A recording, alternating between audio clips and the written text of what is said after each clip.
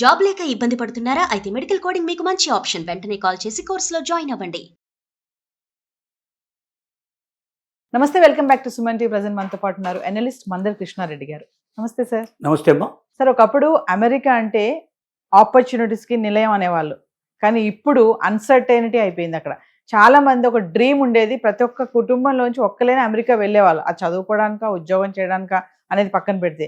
కానీ ఇప్పుడు అక్కడికి వెళ్ళిన వాళ్ళందరూ కూడా తిరిగి వచ్చేస్తున్నారు. అమ్మో అమెరికా వద్దు అనేసి రావడం జరుగుతుంది. అంటే కొన్ని సర్వేలు చేయడంతో సర్వేలు తెలిసింది ఏంటంటే ఇంతమంది ఇంత పర్సెంటేజ్ వరకు వెనక్కి తిరిగి వచ్చేస్తున్నారు అని అంటున్నారు.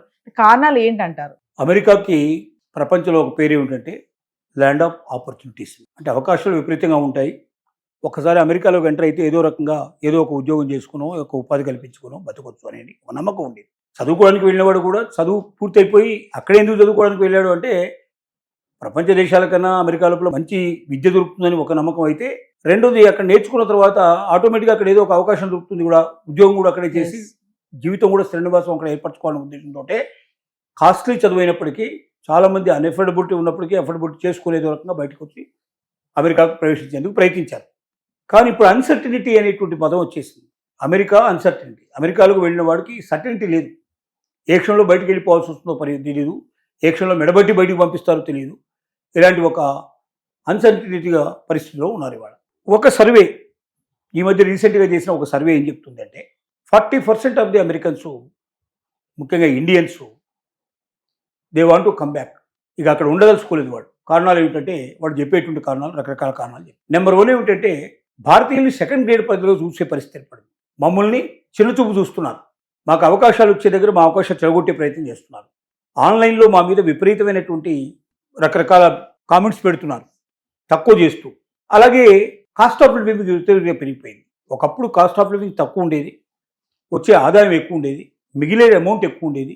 కాబట్టి మిగిలిన అమౌంట్ తోటి అక్కడ స్థలాలు కొనుక్కోవడం కానీ, లేకపోతే ఇల్లు కట్టుకోవడం, ఇల్లు కొనుక్కోవడం కానీ, ఇలాగ ఏదో ఒక రకంగా వాళ్ళకి స్థిరాస్తులు సంపాదించుకొని బ్యాంక్ బ్యాలెన్స్లు పెంచుకొని, లేదా ఇండియాకు పంపించేసుకొని ఇక్కడ కొన్ని పొలాలు స్థలాలు కొనుక్కుంటూ ఎప్పటికైనా ఇండియాకు తిరిగి వచ్చినట్టయితే మనకు ఇబ్బంది లేకుండా ఉంది. ఒకవేళ తిరిగి రాకపోయినా ఇక్కడ ప్రాపర్టీస్ పెరుగుతాయి, కాబట్టి ప్రాపర్టీస్ మనం మళ్ళీ తెప్పించుకోవచ్చు అనే ఉద్దేశంతో ఇలాగా ఒక పద్ధతి ఏర్పాటు చేసుకొని బతుకుతున్నారు అక్కడ.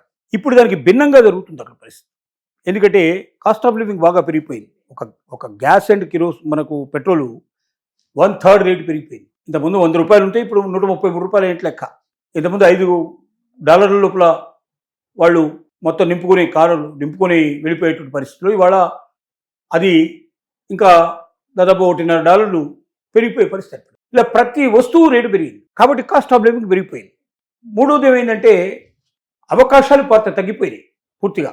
అసలు ఎక్కడికైనా వెళితే ఇండియన్స్ని ఇంకొక రకంగా చూడటం ప్రారంభించారు. నిన్నటిదాకా తమలో ఒకరిగా కలుపుకున్నటువంటి పరిస్థితుల్లో నుంచి ఇప్పుడు ఇండియన్స్ని కొంచెం వేరు చేసి చూడడం అనేది ప్రారంభించారు. వలసవాదులు అందరినీ దాదాపు చూస్తున్నారు, అలాగే ఇండియన్స్ కూడా చూస్తున్నారు. ఈ కారణాలన్నింటినీ దృష్టిలో పెట్టుకొని 40% పీపుల్, అదిగాక ఇంకోటి ఏంటంటే మెయిన్ కారణం ఏంటంటే భారతదేశం లోపల అవకాశాలు పెరిగిపోతున్నాయి, స్టార్టప్స్ వస్తున్నాయి. ఇక్కడ చేసే పని అక్కడ చేస్తే ఇంతకన్నా జీతం ఎక్కువ వస్తుంది, ఇంతకన్నా గౌరవం ఎక్కువ ఉంటుంది, అక్కడ సుఖవంతమైన జీవితం గడిపే అవకాశం ఉంటుంది. ఎందుకంటే అమెరికాలో ప్రెసిడెంట్ అయినా సరే వాడు సూట్ కేసు వాడు మోసుకోవాల్సిందే, వాడు ఇంట్లో పనులు వాడు చేసుకోవాల్సిందే. కానీ ఇండియాలో అలా కాదు. ఇక్కడ డబ్బు ఉంటే పని మనుషులు దొరుకుతారు, ప్రతి ఒక్క పని చేసి పెట్టేవాడు మనకు దొరుకుతాడు, కష్టం తక్కువ చేసి ఎక్కువ సుఖపడడానికి అవకాశాలు ఉంటాయి, ఆపర్చునిటీస్ ఎక్కువ ఉంటాయి అనేది ఆలోచన. అది ఇందాక మీరు 40% రిటర్న్ వస్తున్నారన్నారు కదా సార్. మరి ఆ 40% మెంబర్స్ రిటర్న్ వచ్చేస్తే, ఇండియాకి వచ్చేస్తే, మరి ఇక్కడ ఆపర్చునిటీస్ ఉన్నాయా? ఇక్కడ మరి ఆర్థిక వ్యవస్థ ఏమైనా దెబ్బతినే ఛాన్సెస్ ఉంటాయా? అక్కడ 40% అంటే ఏమిటి? మొత్తం అమెరికాలో ఉండే 40% గారు మన వాళ్ళు. అమెరికాలో తెలుగు వాళ్ళు ఉన్నది మొత్తం మన ఇండియన్స్ మొత్తమే, తెలుగు వాళ్ళు కూడా కాదు, ఇండియన్స్ మొత్తం 54 lakhs ఉన్నారు. 54 లక్షల్లో సపోజ్ 22 లక్షలు వెనక్కి తిరిగి వచ్చారు అనుకుందాం.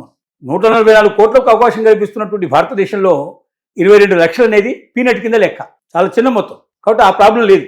కానీ ఇక్కడ వచ్చిన పెద్ద సమస్య ఏంటంటే ఈ సర్వేలో ఎంతమంది పాల్గొన్నారు అని లెక్క చూస్తే 1000 మందిని మాత్రమే సర్వే చేస్తే ఆ 1000 మందిలో 40% పీపుల్ మేము ఇండియాకు తిరిగి వెళ్ళాలని డిసైడ్ చేసుకున్నాం, తొందరలోనే మేము వెళ్ళడానికి సిద్ధంగా ఉన్నాం అనే విషయం చెప్పారు.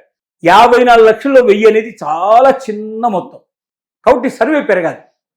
ఒక 50,000 మందినైనా కనీసం సర్వే చేస్తే ఈ 50,000 మందిలో కూడా ఇదే అభిప్రాయం వినిపించినట్టయితే మనం పూర్తిగా దీన్ని నమ్మడానికి అవకాశం ఉంది. కానీ ఏమైతే పూర్తిగా కొట్టేయాల్సిన విషయం కూడా కాదు. అంటే ఈ పరిస్థితి ఇట్లా ఉంది అని ముఖ్యంగా స్టూడెంట్స్లో 40% ఆల్రెడీ తగ్గిపోయింది. ఎందుకు తగ్గిపోయింది? ముఖ్యంగా అమెరికాకు వెళ్ళే స్టూడెంట్స్లో 40% లాస్ట్ ఇయర్దే మనకు తగ్గిపోయిన పరిస్థితి ఎందుకు కనపడిందంటే సోషల్ మీడియా వెట్టింగే దానికి ప్రధానమైన కారణం అని. రెండోది, అమెరికాకు వెళ్ళి మీరు ఏ ఉద్యోగం చేయడానికి వీల్లేదు ఎక్సెప్ట్ యూనివర్సిటీ అవకాశం ఇచ్చిందని తప్ప మీరు బయటికి వెళ్ళి మీ స్వతంత్రంగా ఏదైనా పని చేసుకొని బతికి మీరు డబ్బు సంపాదించుకునే అవకాశం మీకు లేదు.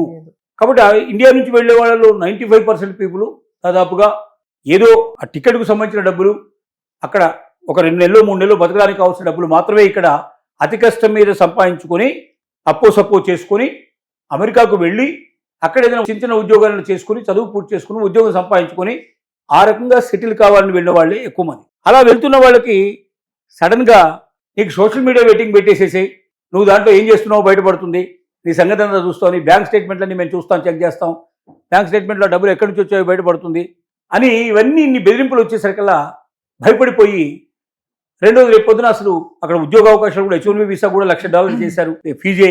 ఇవన్నీ చూసిన తర్వాత మనం అమెరికాకు వెళ్ళడం చాలా కష్టం. ఒకవేళ అమెరికాకు వెళ్ళినా ఏదైనా కష్టపడి మనకు సీట్ వచ్చినా అక్కడికి వెళ్ళిన తర్వాత మనం వేరే ఉద్యోగాలు ఏం చేసుకోవడానికి వీల్లేదు. ఇంటి దగ్గర నుంచి డబ్బు తెప్పించుకోలే, మనం బతకాలి ఇక్కడ. అది మన వాళ్ళకు పంపించగలిగే శక్తులు లేరు, కెపాసిటీ లేదు మన వాళ్ళకి. కాబట్టి మనం పోకపోవడం మంచిదనే ఉద్దేశంతో 40% దాదాపు డ్రాప్ అయ్యారు. ఈ సంవత్సరం ఇంకెక్కువ డ్రాప్ అయ్యే లక్షణాలు కనపడుతుంది. Thank you.